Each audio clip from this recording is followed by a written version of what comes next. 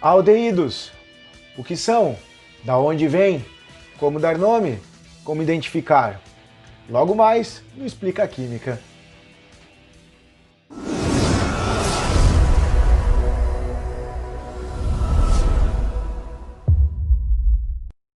Brincadeiras à parte, eu sou o professor Rodrigo, professor de Química. Hoje nós vamos identificar e aprender a dar nome para os aldeídos, mais uma função orgânica carbonilada.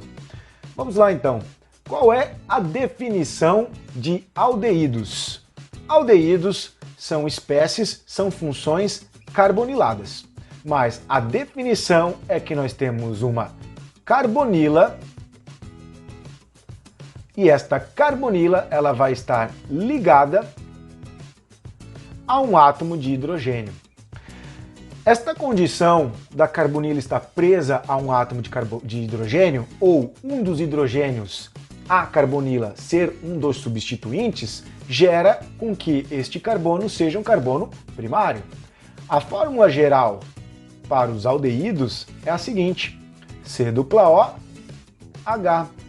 Então, o momento em que nós condicionamos que o hidrogênio é um dos substituintes para a carbonila, obrigatoriamente este carbono passa a ser um carbono do tipo primário. Lembrando que em cetonas a carbonila deve estar entre carbonos. Isso faz com que a condição do carbono da carbonila seja secundário. Em aldeídos, o carbono ele é primário. Na chamada desta aula, eu brinquei e perguntei de onde vêm os aldeídos. Uma das maneiras de nós obtermos aldeídos em laboratório, por exemplo, é através do processo de oxidação de alcoóis primários, ou redução de ácidos carboxílicos. Nós podemos pegar um álcool primário, ou a partir de um álcool primário, é realizado um processo de oxidação e essa oxidação gera um aldeído, que por sua vez, se nós continuarmos esse processo de oxidação, vamos chegar a um ácido carboxílico. Eu estou mostrando isso porque o contrário de oxidação, lá de pilhas, que é a mesma linha de raciocínio, ganhar e perder elétron, oxirredução, aqui isso também está ocorrendo, mas o contrário de oxidação é um processo de redução. Então, se um ácido carboxílico sofrer redução, nós também podemos chegar a um aldeído. Isso é importante porque o nome usual de muitos aldeídos são provenientes dos ácidos carboxílicos, os quais são encontrados na natureza. Então, de onde é que vêm os aldeídos? Uma das formas de se obter é a partir de uma oxidação de alcoóis primários ou redução de um ácido carboxílico. Supomos que nós pegamos um álcool primário conhecido aí da galera, etanol, cachaça. Ao sofrer oxidação, nós obtemos a seguinte estrutura, o seu aldeído de origem. Tranquilo? Identificamos então a função aldeído, sabemos uma das fontes de obtenção, propriedades físicas como solubilidade, nós vamos tratar mais para frente em propriedades dos compostos orgânicos. Vamos para a nomenclatura desses compostos. Como damos nome para os aldeídos? Os aldeídos têm uma nomenclatura usual e uma nomenclatura oficial. A nomenclatura oficial proposta pela IUPAC segue a nomenclatura dos hidrocarbonetos. Prefixo, o infixo e o sufixo, nesse caso, a terminação em -al, de aldeídos. Os prefixos são met, et, prop, but, a quantidade de carbonos, o tipo de ligação, sufixo de aldeídos, -al. Por exemplo, as duas moléculas. Nós temos uma estrutura com um único carbono e uma com dois. Um único carbono, prefixo met. Ligações entre carbonos, ou ali é simples, não tem outro carbono, -an, terminação -al. Nome dessa estrutura, metanal. Com dois carbonos, nós teremos dois carbonos, prefixo, prefixo, et, -an, -al, etanal. Essa é a nomenclatura oficial para essas duas estruturas. Vamos dar o nome usual para as mesmas duas estruturas. Porém, a nomenclatura usual de aldeídos são derivados dos ácidos carboxílicos, os quais muitas vezes são encontrados ou são provenientes na natureza. Por exemplo, ácido palmítico é encontrado aonde? No palmito.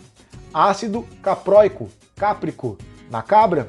Então muitos dos ácidos comuns ou da fonte de origem recebem o nome do animal ou do vegetal, ou da onde foi encontrado. Como por exemplo, esse aldeído, ele é derivado do seu ácido, que foi encontrado a primeira vez a partir da destilação de formigas vermelhas.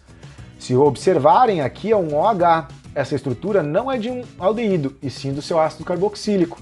Então, o ácido carboxílico que foi encontrado na formiga vermelha foi batizado de ácido fórmico, certo? Logo, este aldeído, como ele é da redução, ele é originado ou pode ser originado daquela estrutura, esse aldeído recebe o nome de aldeído fórmico. Ou poderia ser chamado de formaldeído, que em solução aquosa, o formaldeído ele é conhecido como formol, um aldeído tóxico. Então esse é o formol, utilizado para conservar cadáveres, que para efeito de curiosidade é a mesma molécula que era utilizada para o alisamento dos cabelos. O formol ele atuava nas pontes de disulfeto que existem nas proteínas dos cabelos. Para curiosidade, o nosso cabelo é constituído de proteína, e são as proteínas que vão formar ou gerarão a estrutura e a forma do nosso cabelo. São as ligações de hidrogênio e as ligações de disulfeto que vão conferir a forma ondulada ou cacheada dos cabelos. E nós podemos modificar estas ligações. Um processo rápido, porém reverso, que nós utilizamos a temperatura, modifica as ligações de hidrogênio. É o conhecido de chapinha ou escova. Não sei como você conhece esse processo, mas é aquele quando o cabeleireiro ou a cabeleireira pega um secador e fica escovando até o cabelo ficar liso, ou pega aquela prancha, aquela chapinha e fica alisando. Mas esse processo é facilmente reversível. Basta molhar o cabelo, basta transpirar ou estar em um ambiente úmido, que essas ligações de hidrogênio novamente são reconfiguradas. Ou poderíamos atuar nas ligações de disulfeto. Ligações de hidrogênio são intermoleculares. Ligações de disulfeto são ligações covalentes. Então utiliza-se compostos com um pH elevado, certo? Quebra-se essa ligação de disulfeto, alisa-se o cabelo de novo, joga-se um pH ácido para formar novamente essas ligações de disulfeto com o cabelo alisado. E o processo é mais longo, porque não é tão simples quebrar essas ligações. E o formol, ele atua nas ligações de disulfeto já rompidas, permanecendo já o cabelo alisado por mais tempo. Mas é extremamente tóxico o formol. E uma vez eu estava lendo que descobriram o formol ao acaso quando alguns técnicos estavam vendo os cadáveres e perceberam que os cadáveres tinham os pelos e os cabelos lisos.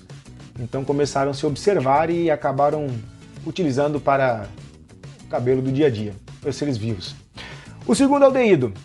A estrutura aqui tem 2 carbonos. Esse aldeído ele é proveniente de ácidos encontrados em frutas cítricas, que é do ácido acético. Então aqui nós temos o aldeído acético. Ou poderíamos chamar de acetaldeído. Vamos aos exemplos. Tenho 3 moléculas para nomear de forma, vamos dar o nome oficial, né?